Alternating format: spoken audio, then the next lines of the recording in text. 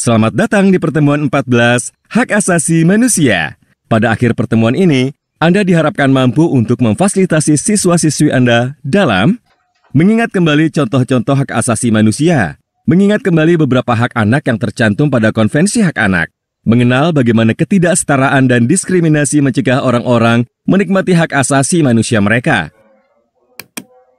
Dewi, salah satu anak berusia 16 tahun baru saja lulus di bangku SMP, dinikahkan dengan seorang lelaki yang ia tidak kenal tanpa berdiskusi dan bertanya tentang perasaannya atau bagaimana keputusan-keputusan yang dibuat atas nama dirinya. Bahkan Dewi tidak diinformasikan tentang konsekuensinya, padahal Dewi masih ingin untuk lanjut bersekolah. Siang Bu Ratna, Ibu sudah mendengar cerita Dewi, siswi yang baru saja lulus dari SMP kita yang kemarin menikah? Sudah, Pak. Saya sedih sekali mendengar ceritanya. Dewi masih 16 tahun loh. Apalagi ia masih ingin melanjutkan sekolahnya ke tingkat SMA. Ya, begitulah Bu. Masih banyak orang tua yang membiarkan anak yang masih SMP atau SMA menikah. Padahal, usia mereka masih di bawah batas usia minimal menikah. Anak seusia Dewi pun masih memiliki hak dalam mendapatkan pendidikan. Makanya nih Pak, sepertinya kita harus benar-benar memfasilitasi siswa-siswi dalam mempelajari hak asasi manusia. Kira-kira apa saja ya Bu yang harus kita sampaikan? Hak asasi manusia adalah hal-hal mendasar yang berhak kita peroleh terlepas dari siapa diri kita. Hak asasi manusia diibaratkan sebagai baju baja yang dapat melindungi kita dari kesedihan dan penderitaan. Hak asasi manusia membantu kita memenuhi potensi atau kekuatan dan kebutuhan untuk menjalani hidup yang aman dan bahagia.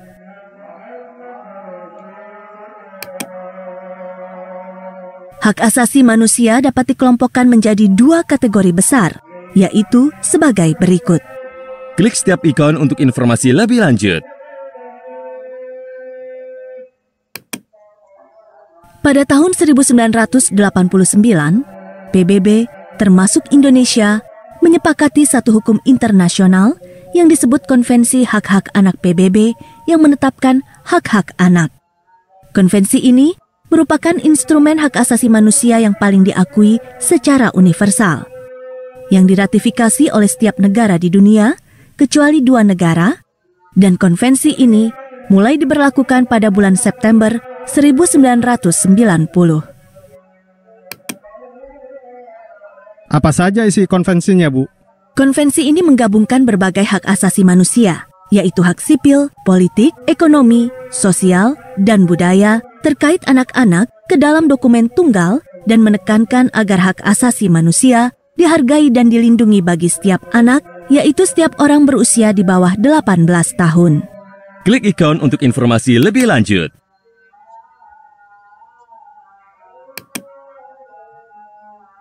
Oh iya Pak Justinus, hak asasi merupakan hak yang mendasar atau inheren, tapi sayangnya tidak semua orang dapat menikmati hak asasi mereka secara adil atau setara.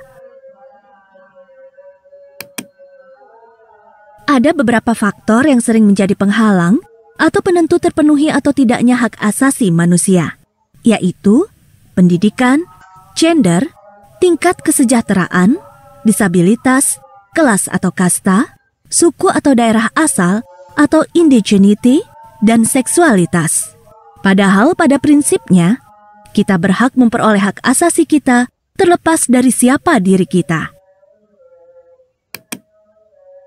Maka, penting bagi kita untuk memastikan semua orang dapat menikmati hak asasi mereka, terutama bagi orang-orang yang tidak dapat menikmati hak asasi mereka karena diskriminasi atau kondisi yang tidak menguntungkan. Kita semua harus bersikap dengan cara yang menjunjung tinggi hak asasi orang lain. Manakah di bawah ini yang termasuk ke dalam contoh-contoh hak-hak sosial? Pilih 3 jawaban yang tepat.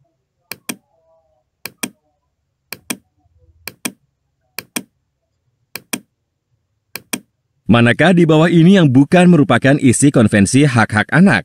Pilih 1 jawaban yang tepat. Manakah di bawah ini faktor-faktor yang sering menjadi penyebab seseorang mendapatkan diskriminasi atau tidak dapat menikmati hak asasinya? Pilih 3 jawaban yang tepat.